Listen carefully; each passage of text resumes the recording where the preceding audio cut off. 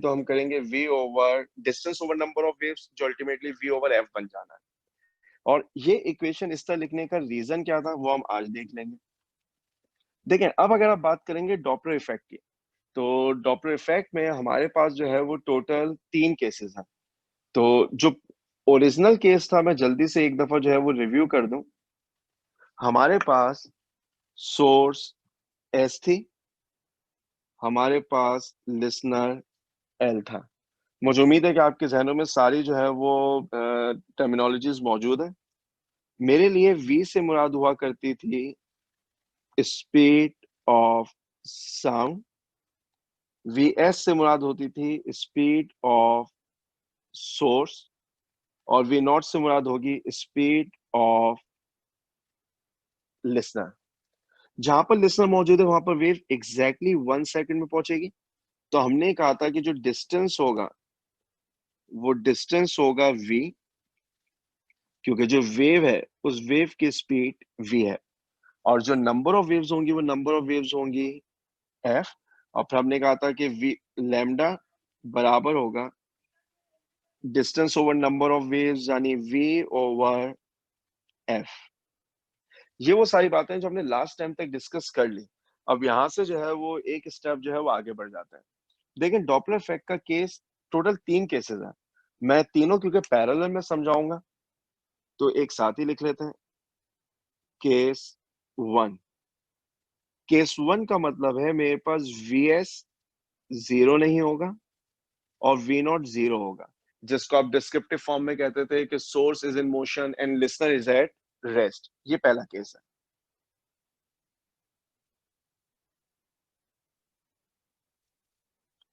फिर केस 2, अगर आप बात करेंगे केस 2 की, तो केस 2 हमारे पास क्या होता था? केस 2 में source is at rest and listener is in motion, यानी अब जो वी नॉट है वो जीरो नहीं होगा।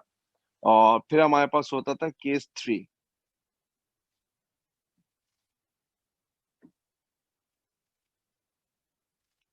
केस 3 में आपके पास ना सोर्स मोशन में होगी और ना ही आपके पास लिसनर मोशन में होगा, यानी दोनों जो है वो स्टेट ऑफ मोशन में। पहली चीज तो आपको ये समझ में आना चाहिए कि हमारे पास केसेस कितने हैं। हमारे पास टोटल जो है वो 3 केसेस हैं। Case 1, source is in motion and listener is at rest. जो केस 2 है, केस 2 में आपके पास जो सोर्स है वो रेस्ट में है, तभी मैंने वीएस को जीरो कर दिया। Listener is in motion, that's why V naught is non zero. इसी तरह अगर आप केस 3 देखेंगे, तो केस 3 में आपके पास वी एस जीरो नहीं है क्योंकि सोर्स मोशन में, वी नॉट भी जीरो नहीं है क्योंकि लिसनर मोशन में। फिर इन सब में दो पॉसिबिलिटीज होती थी। वो दो पॉसिबिलिटीज ये होती थी कि आपके पास एक केस होता था टूवर्ड्स का और एक होता था अवे का। तो अगर आप टूवर्ड्स की बात करेंगे तो देखें, अब टूवर्ड्स में आपके पास क्या होगा? टूवर्ड्स में अगर आप इस ऊपर वाली फिगर को गौर से देखें और मैं ये कहूं कि मेरे पास अब सोर्स मूव कर रही है, तो एक स्पीड सोर्स की होगी और वो सोर्स की स्पीड होगी वी एस, क्योंकि सारा काम 1 सेकंड पे हो रहा है। तो 1 सेकंड पे सोर्स कितना डिस्टेंस ट्रेवल कर लेगी? डिस्टेंस वी एस ट्रेवल कर लेगी। इसका मतलब है कि 1 सेकंड के बाद सोर्स यहाँ कहीं पर मौजूद होगी। तो अब सोर्स और लिसनर के दरमियान जो डिस्टेंस है वो ये डिस्टेंस होगा, जो बन जाएगा v माइनस वी एस। तो हम टूवर्ड्स के लिए ये कहते हैं कि जब टूवर्ड्स का केस होता है तो वेवलेंथ डिक्रीज हो जाया करती है। और ये जो न्यू वेवलेंथ है ये कैसे निकलेगी? v minus V S, number of waves कितनी रहेंगी? f। अच्छा, जब टूवर्ड्स का केस होता है तो हमारे पास v जो है वो कांस्टेंट रहेगा। v का मतलब है स्पीड ऑफ वेव। जो चीज कांस्टेंट है वो मैं ब्रैकेट में मेंशन कर रहा हूँ, ये हमारे पास कांस्टेंट है, वेवलेंथ चेंज हो रही है। फिर आप ये कहते थे कि अब क्योंकि v कांस्टेंट है, v is equal to f lambda होता है। जब आपके पास लैम्डा चेंज हो रहा है तो f को भी चेंज होना होगा ताकि v कांस्टेंट रहे। अगर लैम्डा इज डिक्रीजिंग तो f शुड बी इंक्रीजिंग। और फिर वो f डैश जब आप कैलकुलेट करते थे तो वो कुछ ऐसे निकलता था, f over 1 - vs over v। अब डेरिवेशन में हमारा कोई खास इंटरेस्ट नहीं है, हाँ, एक दफा वर्किंग देख लीजिएगा, कोई कंफ्यूजन रह जाए तो आप बिल्कुल पूछ सकते हैं। हमने क्या किया होगा, हमने कहा होगा F dash is V over lambda dash, फिर हमने लैम्डा डैश की वैल्यू पुट की होगी V minus V S over F, उसे सिंप्लीफाई किया, हमें रिलेशन मिलेगा F dash is F over one minus V S over V. ठीक, इस इक्वेशन से क्लियरली नजर आ रहा है कि जो एफ डैश है वो एफ से ज्यादा होगा, क्यों? क्योंकि डिनोमिनेटर में वन माइनस है, तो जो डिनोमिनेटर होगा वो लेस देन वन आएगा, और जब डिनोमिनेटर लेस देन वन होता है तो आंसर न्यूमरेटर से बड़ा आया करता है। ठीक, अगर आप बात करेंगे अवे की, तो अवे में अब आपके पास, क्योंकि अब यही वाला सोर्स लेफ्ट पर मूव करेगा, तो एक सेकंड बाद लेट से वो यहां पर आ गया, तो यहां पर भी डिस्टेंस कितना कवर होगा, वीएस। तो अब मुझे नजर आ रहा है कि सोर्स में और लिसनर में डिस्टेंस बढ़ के क्या हो जाएगा, वी प्लस वीएस। तो हम ये कहते हैं कि अवे में जो वेवलेंथ है वो बड़ा करती है। तो यहां पर आपके पास जो लैम्डा डैश का फॉर्मूला बनेगा वो बनेगा v plus V S over F, और जब आप नई फ्रीक्वेंसी निकालेंगे that will be one plus V S over V. और हमें अब समझ में आना चाहिए कि जो एफ डबल डैश है ये आपके पास एफ से कम आएगा, क्योंकि डिनोमिनेटर जो है वो वन से बड़ा हो जाएगा। ठीक, ये डॉपलर इफेक्ट का केस वन है, when source is in motion and listener is at rest.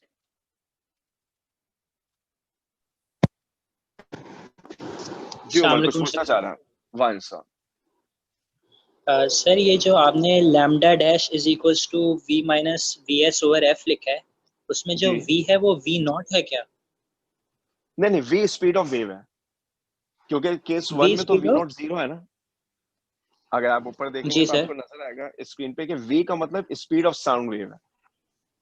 जी जी, ठीक है सर। ठीक है, थैंक यू। ओके। ओके ना, नेक्स्ट अगर आप बात करते हैं केस टू की, तो केस टू में आपके पास जो सोर्स है वो आपके पास जो है वो रेस्ट में, तभी वी एस जीरो, और लिसनर मोशन में। अब सिर्फ केस टू के हवाले से एक छोटी सी बात समझ लें, मैं अलग से समझा देता हूँ, शायद बात क्लियर हो जाए। वैसे तो ये समझना शायद एप्टीट्यूड के लिए इतना बहुत ज्यादा जरूरी नहीं है, लेकिन कॉन्सेप्ट क्लियर होना चाहिए। सोर्स थे, लिसनर थे, ऐसी पोजीशन में मौजूद थे कि वेव एग्जैक्टली वन सेकंड में पहुंचती थी। वेव की स्पीड थी v।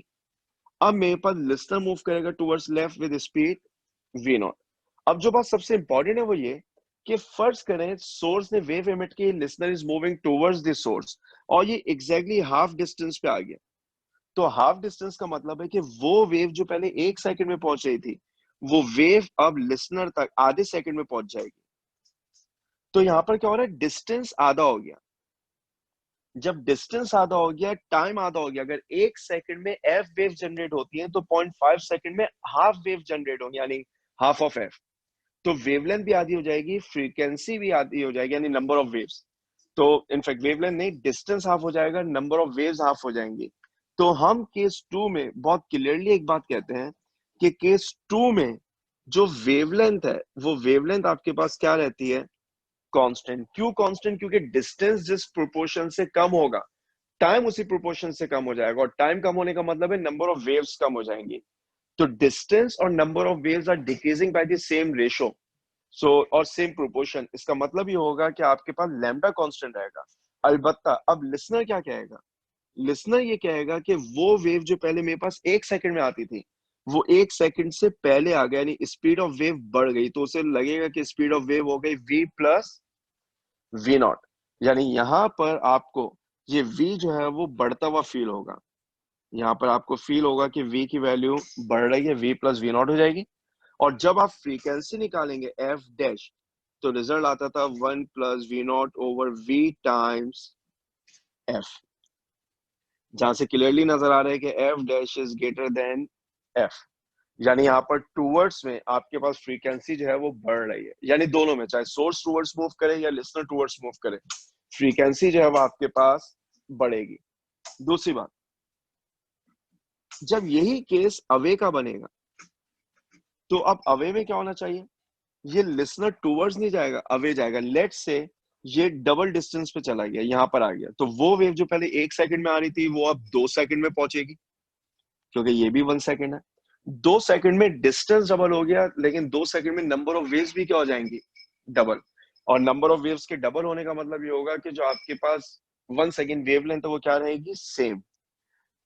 यहाँ पर स्पीड अलबत्ता आपके पास अब कम हो जाएगी, क्योंकि लिसनर को फील होगा कि वो sound wave which was reaching him in 1 second now reaching him in 2 seconds. तो वो जो रिलेटिव स्पीड के कॉन्सेप्ट होते हैं, तो वी डैश हमें फील होगा वी माइनस वी नॉट। नई फ्रीक्वेंसी जो बनेगी वो बनेगी 1 minus V naught over V times F. और हमें नजर आ रहा है कि F double dash is less than F. अच्छा, डॉपलर इफेक्ट का जो केस 3 है, that is basically generalisation of Doppler effect. आप केस 3 को केस 1 पे भी अप्लाई कर सकते हैं, केस 2 पे भी। कैसे, दोनों मूव कर रहे हैं ना, तो अब दोनों के मूव करने में भी 2 पॉसिबिलिटीज हैं। या तो केस बनेगा टूवर्ड्स का या बनेगा अवे का। तो अगर मैं बात कर लूं टूवर्ड्स, तो सोर्स के मूव होने से वेवलेंथ चेंज होती है, ये की है जो आपको याद रखनी है। टूवर्ड्स में वेवलेंथ होती है V minus V S over F, आपको लेफ्ट पे लिखी हुई नजर आ रही होगी ब्लू कलर से।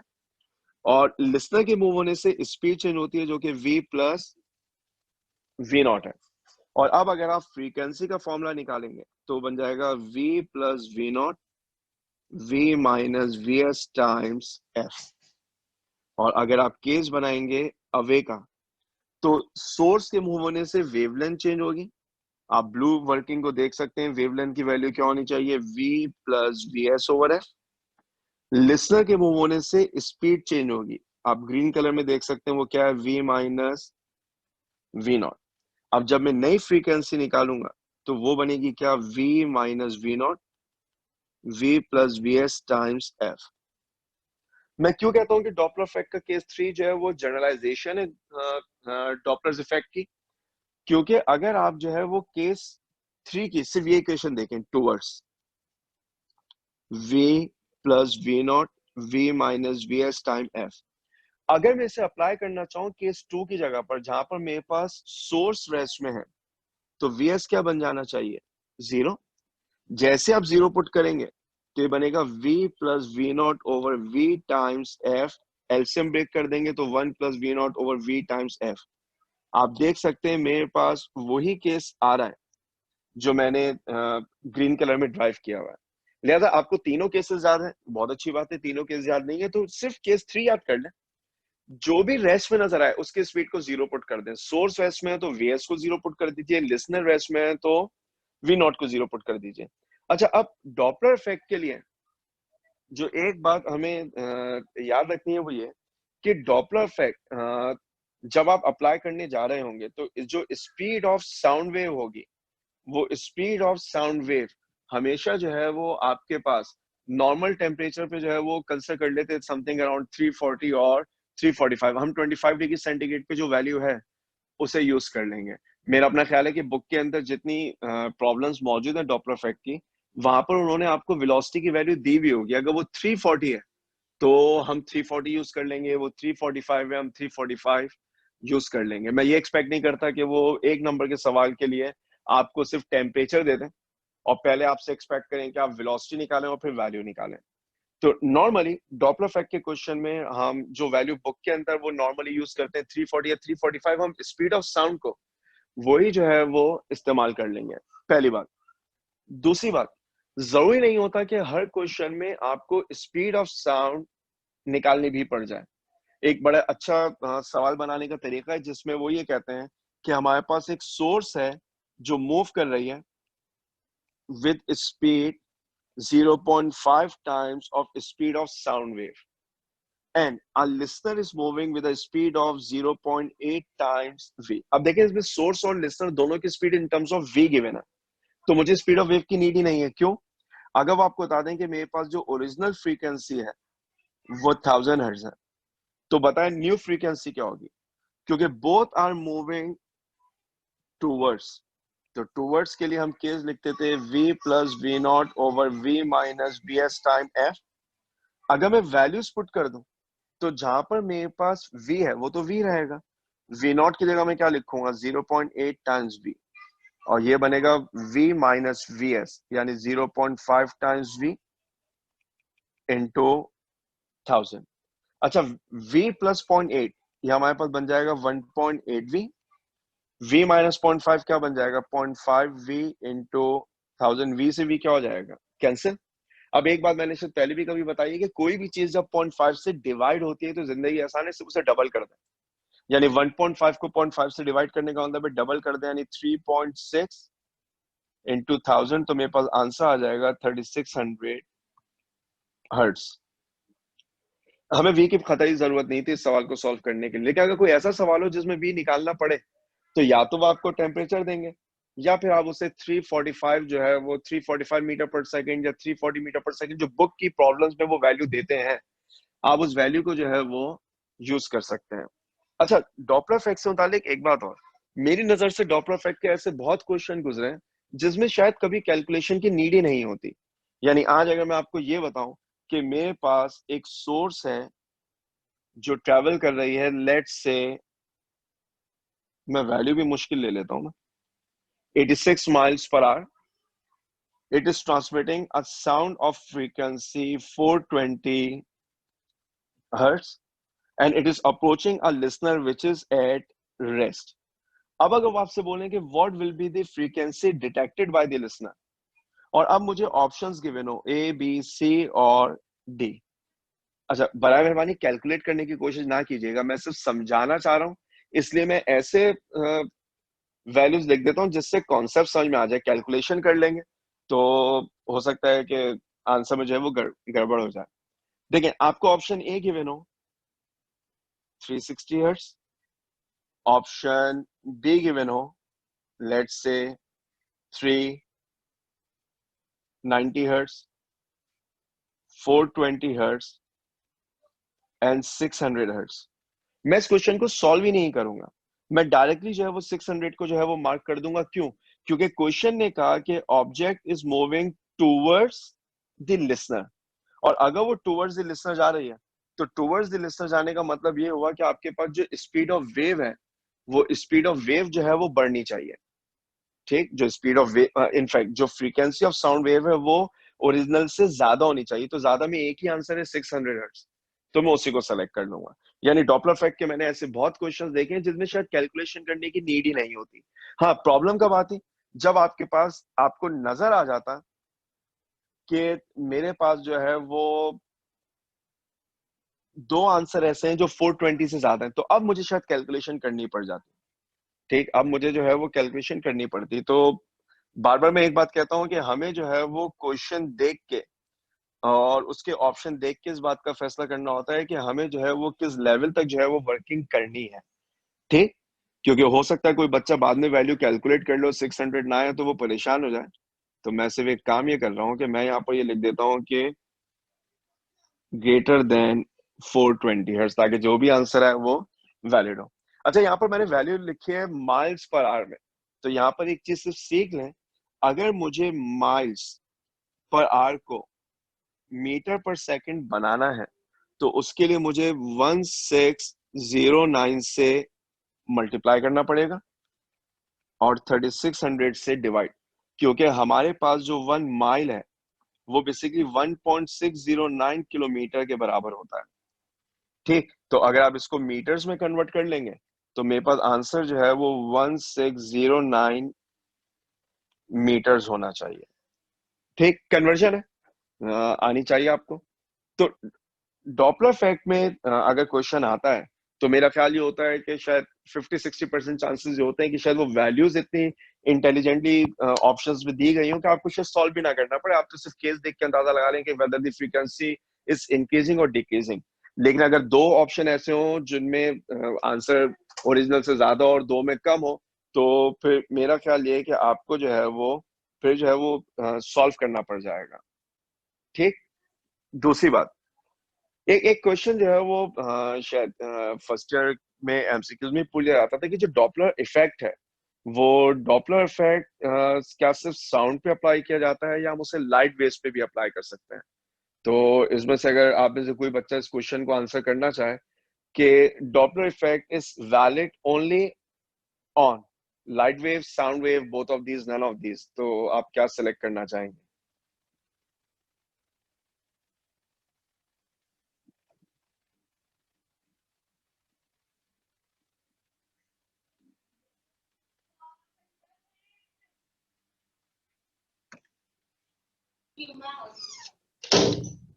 जी आमिर। सर सिर्फ साउंड वेव्स पे अप्लाई होगा। अच्छा चले ठीक, मैं किसी और से भी उसकी राय ले लूं कि कुछ बच्चे हाथ उठा रहे हैं। जी Huzaifa. Sir sir sound wave. Sound waves पे।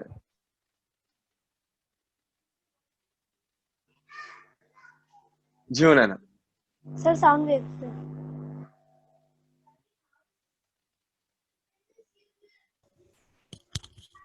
जी साइमन। सर दोनों पे होंगी।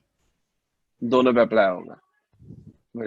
एक अच्छा अब हाँ, क्योंकि बाकी अब काफी बच्चों ने अपना हैंड रेज किया हुआ है, लेकिन अब हमारे पास जो है वो आंसर्स आ गए, तो डिस्कस कर ले। देखिए जो डॉपलर इफेक्ट है ना, वो जितना वैलिड साउंड वेव पर है वो उतना ही वैलिड लाइट वेव्स के ऊपर भी है।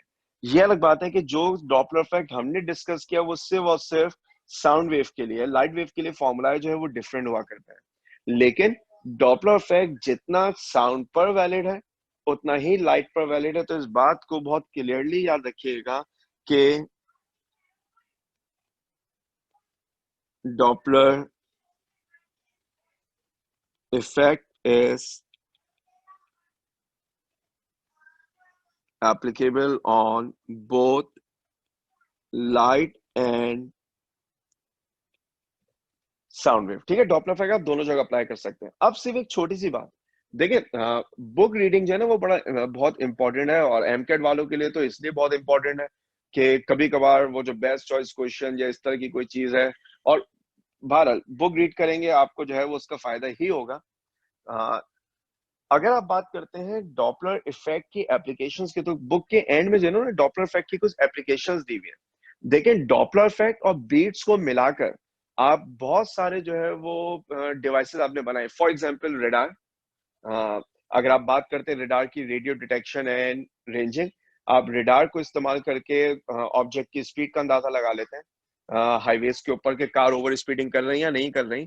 क्रिकेट के अंदर जो है वो बॉल की स्पीड को मेजर किया जाता है, वो भी रेडार गन्स जो है वो स्पीड गन्स जो है वो यूज कर रहे होते हैं।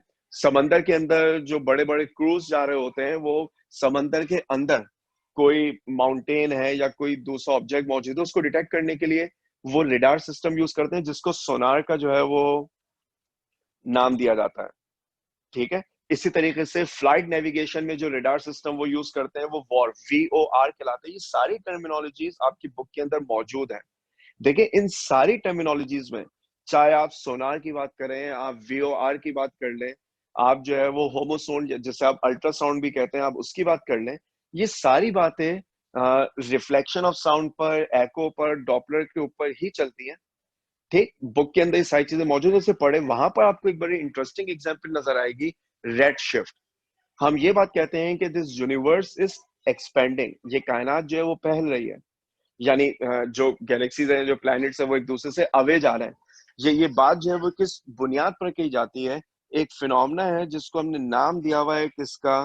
रेड शिफ्ट का। और फिनोमेना बड़ा सिंपल सा है। देखिए अगर आप विजिबल लाइट की बात करते हैं तो विजिबल लाइट के अंदर 7 कलर्स हैं, violet, indigo, blue, green, yellow, orange and red, जिसको आप विबग्योर कहते हैं। वॉयलेट से रेड में जाने में वेवलेंथ जो है वो बढ़ती है।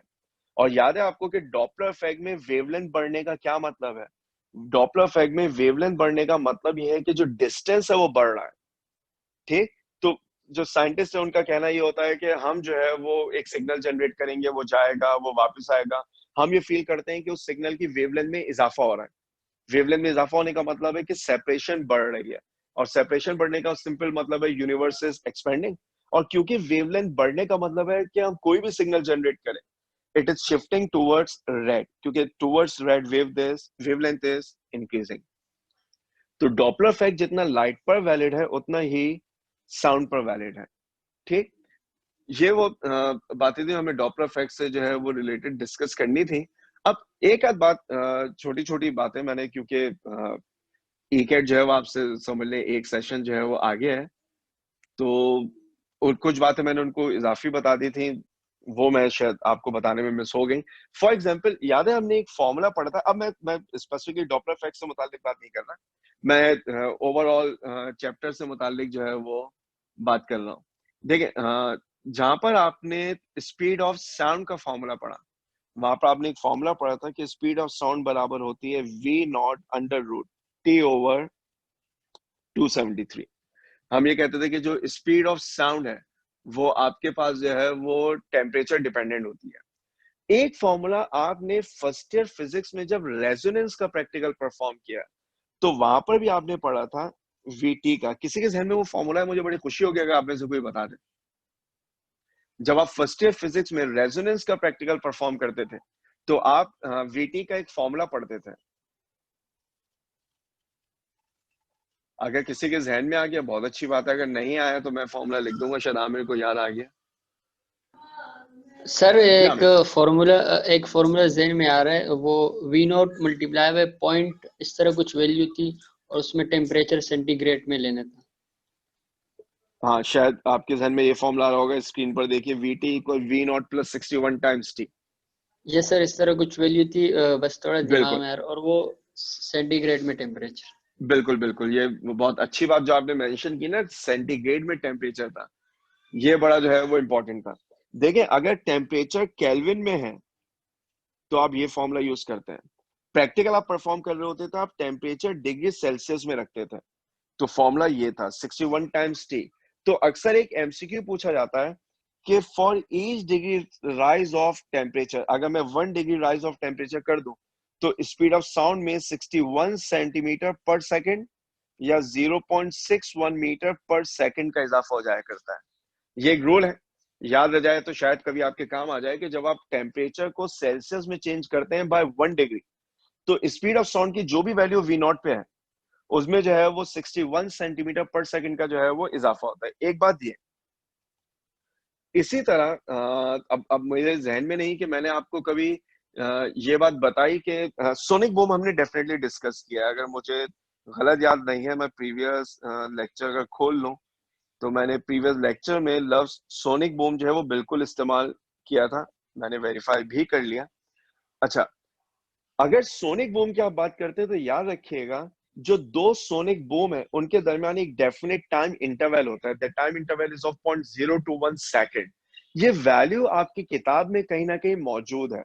अब मुझे याद नहीं पड़ता कि मैंने आपको ये वैल्यू बताई थी या नहीं बताई थी। अगर मैंने बताई होगी तो मैंने खासतौर पे आपसे रिक्वेस्ट की होगी कि अपनी बुक में शॉक वेव का टॉपिक देखिए और इस वैल्यू को वेरीफाई कर लीजिए कि 0.021 सेकंड है या नहीं है। मेरा ये ख्याल है कि two sonic booms are separated by 0.021 second. अगर आप में से कोई भी बच्चा ये अभी नहीं बाद में कभी वेरीफाई करके मुझे बाद में कंफर्म जरूर कर दे तो ये बहुत अच्छी बात होगी। ठीक, तो हमें ये वाली एक वीटी से मुतालिक बात याद होनी चाहिए, हमें सोनिक बूम वाली बात जो है वो याद होनी चाहिए। जी सुनिए।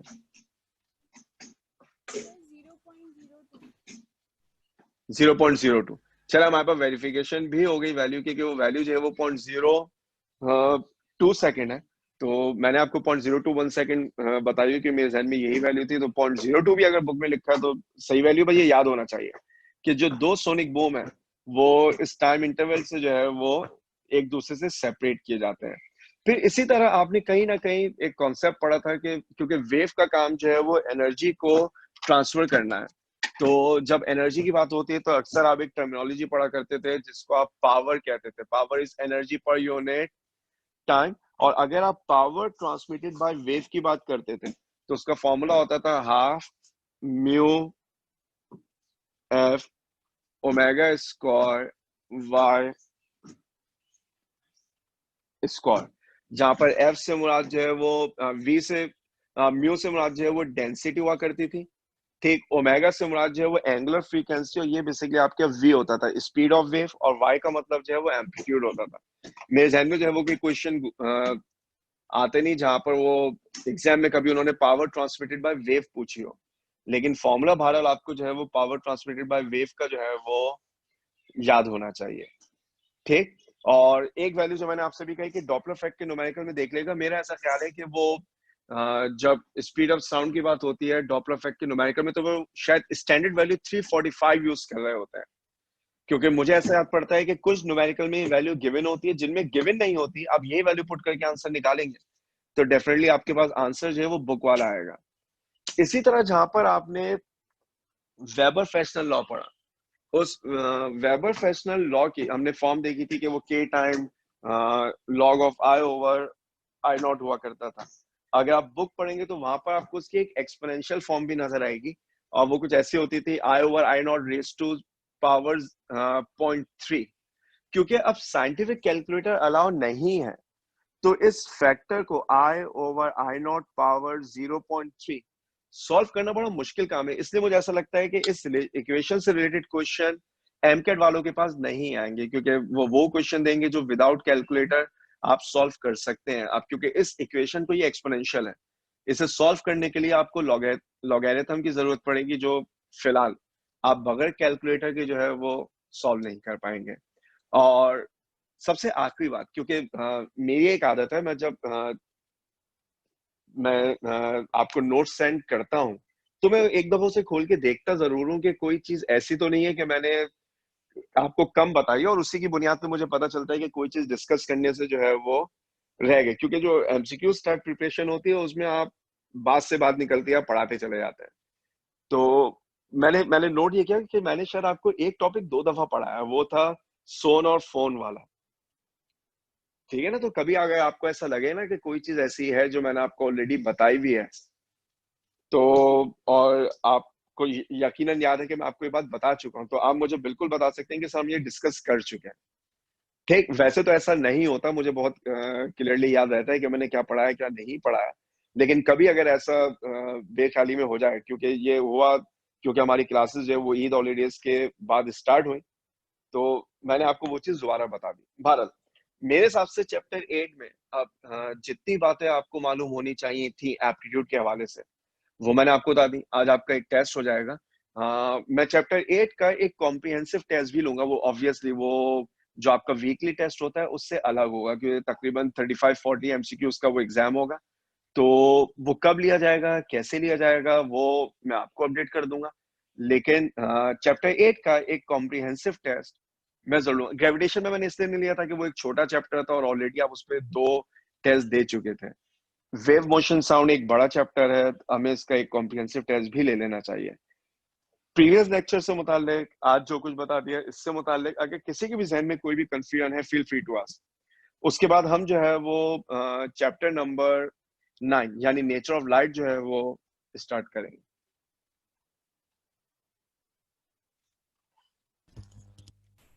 सर जी वो सैम, ईदी असाइनमेंट आप बता देंगे कैसे सोल्व होगा? उसमें काफी कौन क्वेश्चन सा? समझ ईद पे जो आपने असाइनमेंट भेजा था। अच्छा, वो जो मैंने ईदी भेजी थी आपको। ठीक, जी, बड़ी खतरनाक थी। खतरनाक मेरे हिसाब से बड़ा आसान सवाल था। अगर आप मुझे क्वेश्चन जो है वो बताएं तो मैं आपकी जो है वो बिल्कुल जो है वो हेल्प कर पाऊंगा। इस बार मैं पेपर अपने पास खोल लेता हूँ।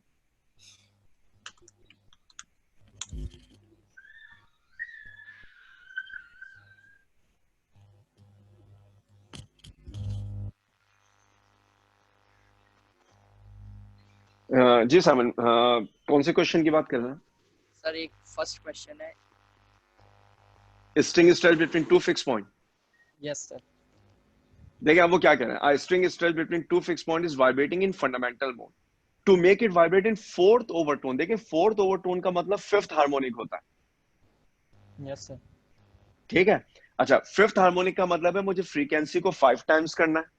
अब आपके जहन में फॉर्मूला होना चाहिए कि फंडामेंटल फ्रीक्वेंसी होती थी v over 2n।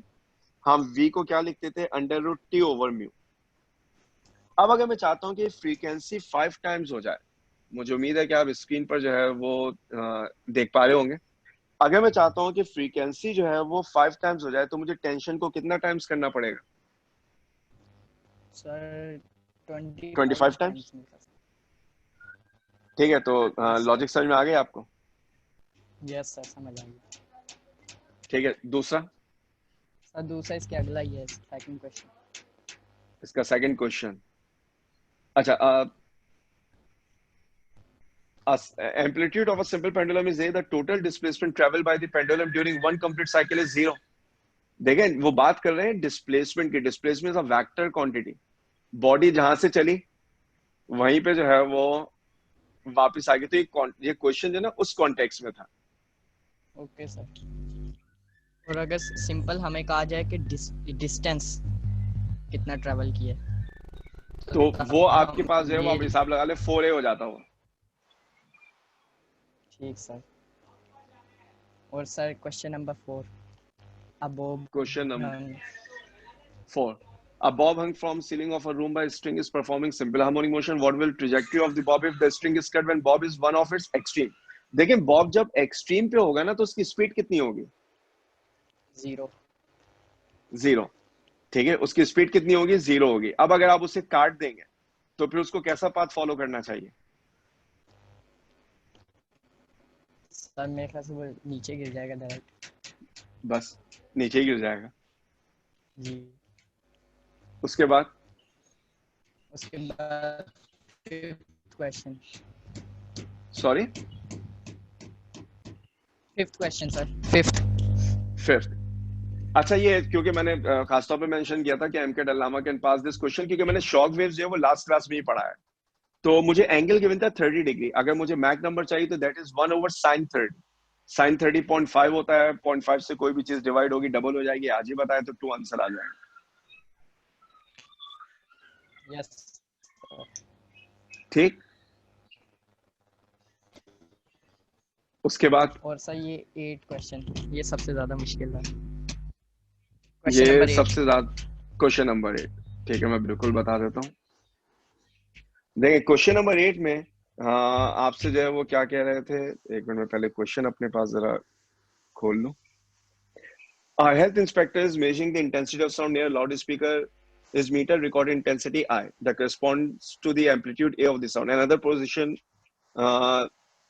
the meter gives an intensity reading of 2I. देखिए इंटेंसिटी को अगर डबल करना है, ठीक है, तो आपको एम्पलीट्यूड को √2 टाइम्स करना पड़ेगा।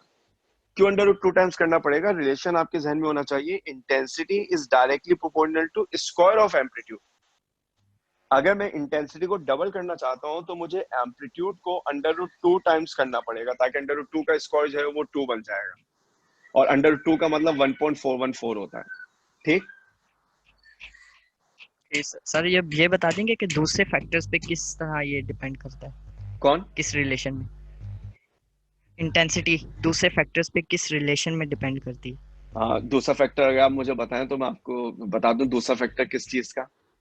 देखिए इंटेंसिटी जो है वो सिर्फ डिपेंड करती है एम्पलीट्यूड ऑफ द वेव पे, क्योंकि इंटेंसिटी का ताल्लुक है एनर्जी से, और energy depends upon amplitude of the wave. Okay sir. ठीक है, ठीक सर। अच्छा, सोनिया अशोक ने जो है वो पहले हैंड रेज किया था। अगर कोई क्वेश्चन है तो ठीक है, मैं अगर ये पहले से ही रेज हुआ हुआ है जो आपने पहले वैल्यू बताई थी, ओके, हैंड जो है वो डाउन हो गया। अगर किसी के जहन में जो है वो अब कोई कंफ्यूजन या कोई क्वेश्चन नहीं है इस हवाले से, तो फिर हम जो है वो डेफिनेटली आगे बढ़ जाएंगे, क्योंकि आज हम स्टार्ट करेंगे चैप्टर नंबर 9। और चैप्टर नंबर 9 जो है वो बेसिकली आपके पास जो है वो नेचर ऑफ लाइट है। ठीक, 2 मिनट का टाइम आपको दे रहा हूँ। अगर आप में से किसी के भी जहन में जो है वो कोई क्वेश्चन है तो आप बिल्कुल पूछ सकते हैं। जी मलाई, Question number 10. Question number 10। 10 question.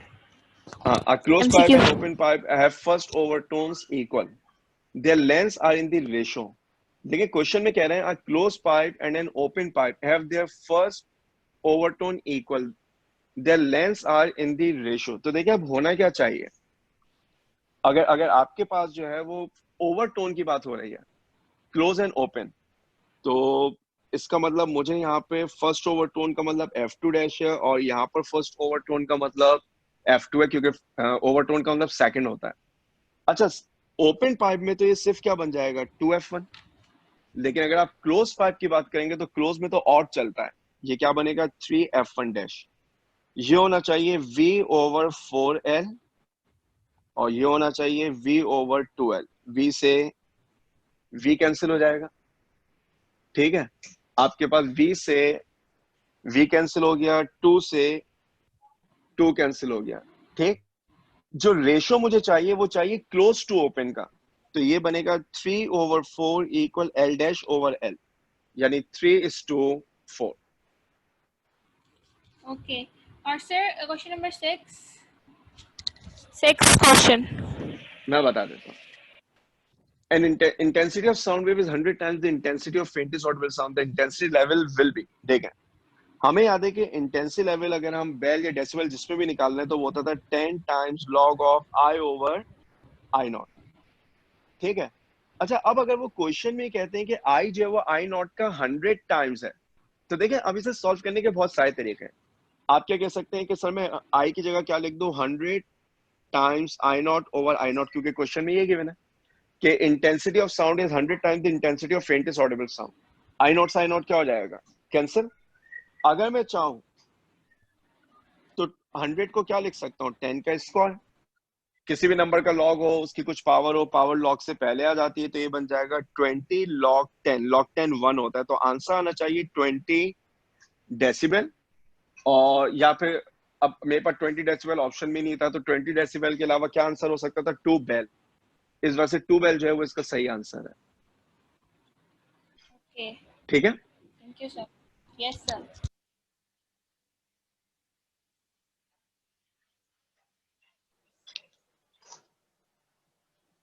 जी अम्मा.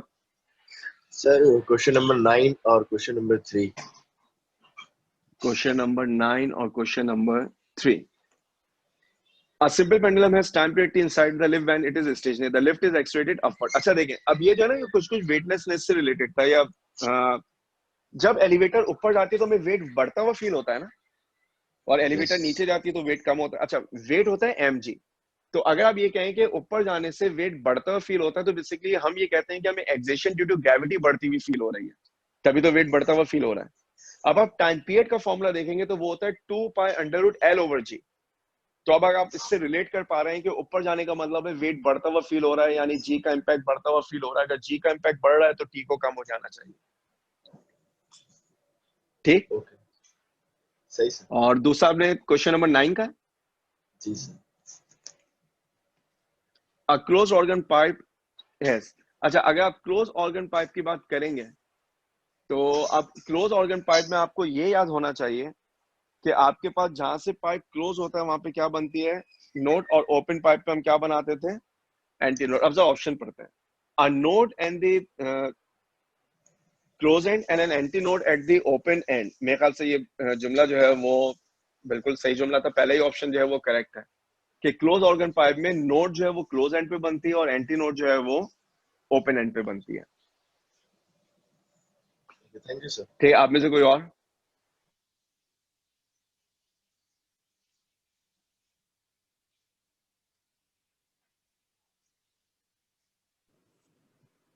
जी हाँ सर. सर जो आपने क्वेश्चन नंबर 6 बताया है उसमें हम के को वन वैल्यू नहीं पुट कर सकते, जो बिल्कुल कर, इंटेंसिटी नहीं लेवल बिल्कुल का कर सकते फॉर्मूला हैं है. आप. हाँ, आपके पास डायरेक्टली आंसर बेल में आ जाएगा, क्योंकि हम नॉर्मली जो है वो डेसिबल यूज कर रहे होते हैं. मैंने डेसिबल से सॉल्व करके 20 निकाला. 20 डेसिबल ऑप्शन में नहीं था, मुझे 2 बेल नजर आया, तो इसका मतलब वो सही. लेकिन आप बिल्कुल कर सकते हैं, कोई इसमें हर्ज नहीं है. लेकिन सर ये कब पता चलेगा कि के को 1 पुट करना है और या 10 पुट करना है? देखिए, बात तो दोनों ही वैलिड है ना. मैं आपसे बोलूं कि 100 सेंटीमीटर सही है या 1 मीटर सही है, दोनों ही बराबर है. ठीक है. क्योंकि मैं नॉर्मली बेल में सॉल्व करता हूँ. फर्स्ट कल मैंने बेल में सॉल्व किया, 22 बेल मेरे पास आंसर है, लेकिन मेरे सारे ऑप्शन डेसिबल में थे, तो मैं अल्टीमेटली उस 2 बेल को 10 से मल्टीप्लाई करके 20 बना दूंगा. तो ये बिल्कुल ऐसी है कि आप एक यूनिट में सॉल्व कर रहे हैं और ऑप्शन दूसरे यूनिट में मौजूद है. पॉइंट समझ में आ रहा है मेरा आपको? जी सर. हेलो. और तो आप, सर जो आपने अभी पावर का फॉर्मूला बताया, हाँ जी जी, हाँ तो वो कहाँ से आया उसमें, और वाई क्या है उसमें? वाई डिस्प्लेसमेंट है. वाई जो है वो डिस्प्लेसमेंट ऑफ द वेव होता है. पावर, क्योंकि पावर ट्रांसमिटेड बाय वेव जो है वो फर्स्ट ईयर फिजिक्स के अंदर एक टॉपिक है. उसमें हम पहले वेव की एनर्जी कैलकुलेट करते थे, एनर्जी कैलकुलेट करके टाइम से डिवाइड करके उसे पावर में कन्वर्ट करते थे. क्योंकि डेरिवेशन अब एग्जाम में नहीं आती, सिर्फ फॉर्मूला है जो आपके जहन में रहना चाहिए. ठीक. ठीक है. और सर जो आपने क्वेश्चन नंबर 2 में कहा कि अगर वहाँ पे एम्पलीट्यूड की जगह सिर्फ डिस्टेंस होता तो वो 4a होता, तो 4a कैसे होता? देखिए, जो क्वार्टर वाइब्रेशन है वो एम्पलीट्यूड के बराबर डिस्टेंस होता है ना। जब बॉडी मूव करेगी एक्सट्रीम से मीन तो ए ट्रेवल कर लेगी, मीन से एक्सट्रीम फिर ए ट्रेवल कर लेगी, फिर एक्सट्रीम से मीन ए और फिर मीन से एक्सट्रीम ए, तो 4 दफा ए हो जाएगा। तो सर हम ठीक। यहाँ पे 2A क्यों नहीं ले रहे? 2A देखिए मतलब सिर्फ ये इस एक कॉन्टेक्स्ट में वाइब्रेशन था। काउंट करनी है ना? देखिए एक वाइब्रेशन का मतलब क्या होता है, जहां से मोशन स्टार्ट हुई बॉडी वहीं पे वापस आ गई ना, तो बॉडी ने डिस्प्लेसमेंट कितना कवर किया, 0। ये बिल्कुल ऐसे ही एक रोटेशन में कितना डिस्टेंस ट्रेवल होता है, सरकमफेरेंस यानी 2 पाया, लेकिन एक रोटेशन में कितना डिस्प्लेसमेंट ट्रेवल होता है, 0, क्योंकि बॉडी जहां से शुरू करती है वहीं पे खत्म हो जाती है।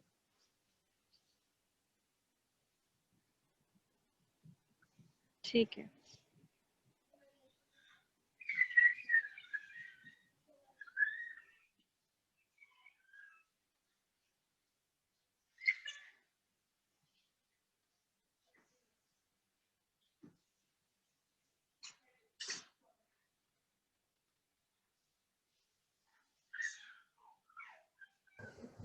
सर जी हुज़ैफा। क्वेश्चन नंबर 8 एक बार फिर समझा देंगे? Question number 8। जी नहीं, क्वेश्चन नंबर 8 के लिए मैंने ये कहा था कि जो आपके पास इंटेंसिटी होती है ना वो डायरेक्टली प्रोपोर्शनल होती है स्क्वायर ऑफ एम्पलीट्यूड के। अब अगर वो कहते हैं कि मुझे इंटेंसिटी को डबल करना है यानी 2i करना है, तो मुझे एम्पलीट्यूड के साथ √2 लगाना पड़ेगा, क्योंकि इसके ऊपर स्क्वायर है ना। जब मैं स्क्वायर हटाऊंगा तो स्क्वायर रूट ऑफ 2 का स्क्वायर 2 बन जाएगा। इसका मतलब मुझे एम्पलीट्यूड को √2 टाइम्स करना है। √2 का मतलब होता है 1.414 टाइम्स है। अब बात वाज़ेह हो रही है? ठीक है, थैंक यू। ठीक।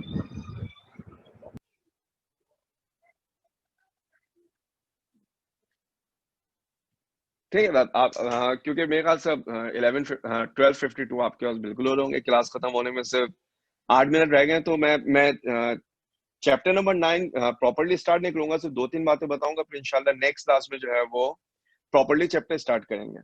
देखिए अगर आप बात करते हैं चैप्टर नंबर 9 की, तो चैप्टर नंबर 9 थी बेसिकली आपके पास नेचर ऑफ लाइट। और जब आप बात करते हैं नेचर की, तो फिजिक्स में नेचर आपके पास जो है वो 2 तरह की होती है, या तो वो पार्टिकल होता है या फिर वो आपके पास वेव।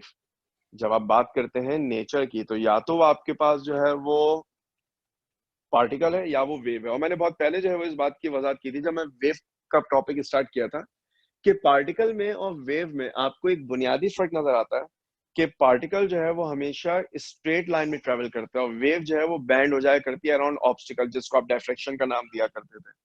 अच्छा, अगर आप जो है वो इस बात को सिर्फ समझें कि पूरे चैप्टर 9 में वो कौन कौन से फिनोमेना हैं जिनका हम जिक्र करने जा रहे हैं। फॉर एग्जाम्पल आप बात करेंगे रिफ्लेक्शन की, आप बात करेंगे रिफ्रैक्शन की, आप इसी चैप्टर के अंदर जो है बड़ी तफसील से पढ़ेंगे इंटरफेरेंस, आप जिक्र करेंगे डिफ्रैक्शन का, आप जिक्र करेंगे पोलराइजेशन का। ये तो वो 5 नाम है जो आप इस चैप्टर में पढ़ने जा रहे हैं। कुछ नाम ऐसे हैं जो एक आपने मैट्रिक में पढ़ा, जैसे आप मैट्रिक में एक टॉपिक पढ़ते थे रेक्टिलिनियर प्रोपिगेशन ऑफ लाइट, कि light always travel in a straight line, और वहां पर आप उसको साबित करते थे किससे, शैडो फॉर्मेशन से। और सेकेंड ईयर फिजिक्स में आपने 2 चीजें पढ़ी हुई हैं, एक आपने पढ़ा हुआ है क्या, कॉम्पटन इफेक्ट, और एक आपने पढ़ा हुआ है क्या, फोटो इलेक्ट्रिक इफेक्ट।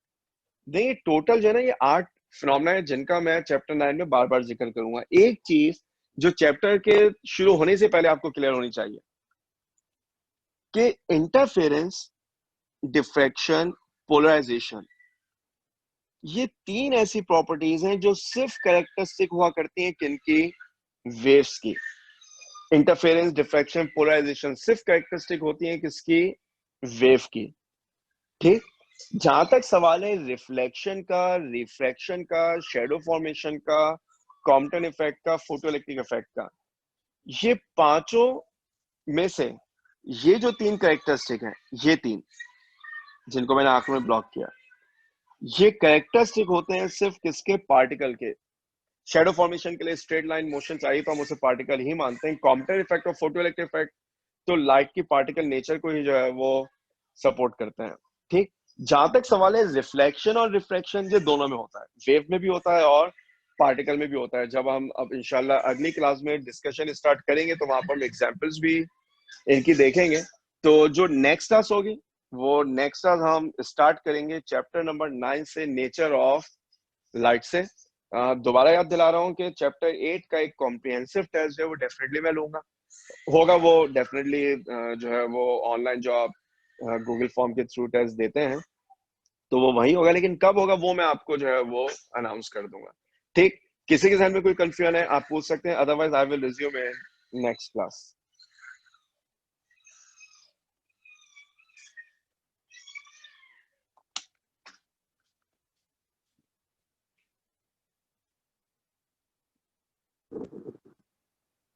जी सर, नहीं सर इंटेंसिटी फ्रीक्वेंसी के भी स्क्वायर के डायरेक्टली प्रोपोर्शनल है। देखिए, जब आप एक वेव की बात करते हैं ना तो एक वेव के लिए तो फ्रीक्वेंसी को आप कांस्टेंट ही मानते हैं, ठीक है। और अगर आप डिफरेंट फ्रीक्वेंसीज की बात करेंगे तो डायरेक्ट होनी चाहिए, क्योंकि intensity depends upon energy and energy depends upon frequency, E is equals to HF। तो स्क्वायर नहीं होना चाहिए मेरे ख्याल से। ठीक, ठीक है सर। ठीक, तो फिर hopefully we will resume from here in next class. Chapter number 9 पढ़ाऊंगा, कोई रिव्यू करना चाहे पहले से घर में तो बिल्कुल करके रखिएगा, आपको जो है वो काफी आसानी रहेगी। दूसरी बात, एक बात और बता रहा हूँ कि जो बुक में एग्जाम्पल्स हैं, जो बुक में प्रॉब्लम्स हैं, उनको जो है वो प्रैक्टिस जरूर करिएगा। एक न्यूमेरिकल मुझे सॉल्व करना था, कुछ बुक में वो प्रॉब्लम 6 होगी, कुछ में 7 होगी। परसेंट चेंज इन वेवलेंथ का क्वेश्चन है, मुझे अगली क्लास में याद दिलाइएगा क्लास के शुरू में, ताकि मैं वो पहले सॉल्व करूँ फिर मैं चैप्टर 9, क्योंकि अब मैं क्लास जो है वो खत्म कर रहा हूँ तो मुझे ख्याल आ रहा है कि मुझे वो न्यूमेरिकल सॉल्व करवा देना चाहिए था। ठीक, तो हम यहीं से शुरू करेंगे इंशाल्लाह नेक्स्ट क्लास में।